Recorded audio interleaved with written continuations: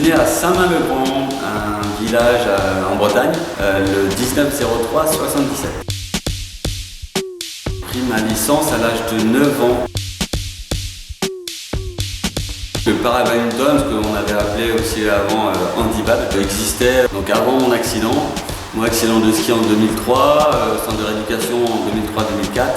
Et voilà, j'ai vu des gens jouer au bad en fauteuil dans le centre de rééducation.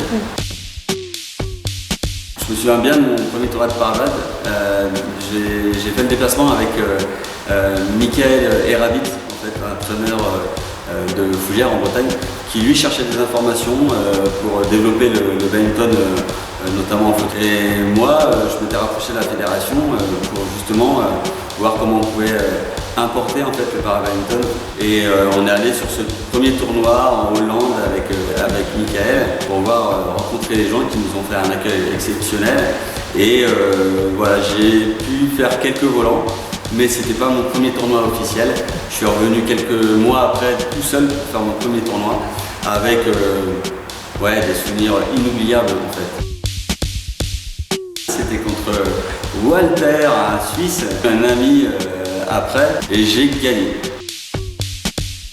En fait, tout dépend de ce qu'on entend par professionnel. J'ai 80% de ma carrière, elle est amateur. Pouvoir m'entraîner de façon professionnelle et en journée, ça c'est depuis l'entrée du para-badminton pour Tokyo, c'est-à-dire il y a 4 ans. J'ai plusieurs titres de champion d'Europe, en simple, en mixte. J'ai un titre de champion du monde en double homme, de nombreuses fois champion de France, en simple, double et mixte, avec mes partenaires, mes amis, Pascal et puis Manu. Puis voilà, avec l'objectif d'aller chercher encore des podiums avec maintenant mon partenaire en double, Thomas Jacobs. Alors en fait la qualification aujourd'hui, elle est sur un plan comptable. Il reste un dernier tournoi en Espagne, mais comme ils prennent les 6 meilleurs résultats, en double homme on est déjà qualifié. Ils nous qualifient automatiquement en simple. L'annonce officielle, ce sera fin juin par le comité paralympique sportif et français. Waouh, c'est un mélange de plein de choses. C'est de l'excitation, c'est de la motivation, il y a une part de responsabilité aussi, de représenter son pays. Je réalise peut-être pas encore, on s'est investi depuis très longtemps pour ça. Donc on espère juste que ce soit une belle fête quand même, malgré la crise sanitaire, et qu'on arrive aussi à engranger de l'expérience parce qu'on a un regard vers Paris 2024. Dans 3 ans, ça y est, on y est. Là, la préparation, elle se met en place, cette dernière ligne droite. On va planifier les semaines de stage. L'été va être très court, on va être enfermé dans un gymnase. Maintenant, j'ai la chance d'être bien entouré, d'avoir un staff qui est complet. Donc voilà, c'est assez excitant la dernière prépa et donc je suis prêt quoi. Pareil, c'est déjà dans ma tête. C'est paradoxal parce que avec ce décalage et ce report d'1 an, là, on est vraiment sur une double préparation pratiquement quoi. Donc il ne faut pas se tromper d'objectif. On est qualifié pour Tokyo et on veut une médaille à Tokyo et on va penser qu'à Tokyo sur les semaines qui arrivent. Mais évidemment, on a pour objectif d'aller chercher une médaille aussi à Paris. Ne va jamais assez vite quand on est joueur, utilisateur. Moi ça fait maintenant, depuis 2004, je suis rentré par cette porte du développement avant de faire de la compétition et de réaliser que fallait aller chercher des médailles pour que ça se développe davantage. Et on y est, on est sur ce créneau, sur la médiatisation. Forcément d'être au jeu, ça donne un boost supplémentaire.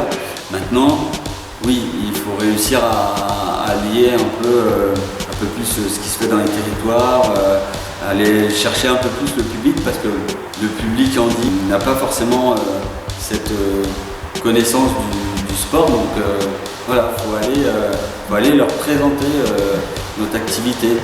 Donc c'est un gros travail qui ne se fait pas du jour au lendemain. J'ai eu une période, un championnat d'Europe en Allemagne, je fais 3 finales, je perds les 3 finales et je ramène 3 médailles d'argent qui, pour beaucoup de joueurs, seraient plus que satisfaisantes, mais qui me laissent un goût très amer parce que on n'en parle pas trop. La fédération n'a pas encore pris à ce moment-là le para-badminton sous son aile. C'est vrai que à ce moment-là, j'arrête.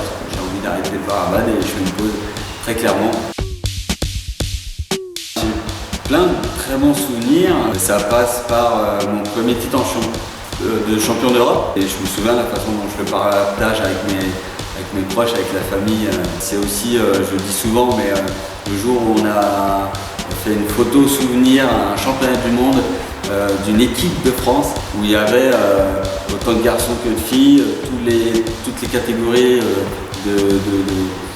de handicap étaient présentes. Enfin, ça montrait vraiment qu'une étape avait été réalisée dans le développement. Ça, je me souviens, c'est un très bon souvenir. Je le vois sur la photo avec un smile comme ça en me disant bon, ouais, on a bien bossé. Merci beaucoup, merci à la Ligue de ce soutien et je suis ravi de pouvoir représenter aussi là, un territoire à Tokyo. Je souhaite aussi que la reprise se fasse là dans tous les clubs et voilà, j'espère sincèrement que tout le monde va reprendre plaisir rapidement. Pardon.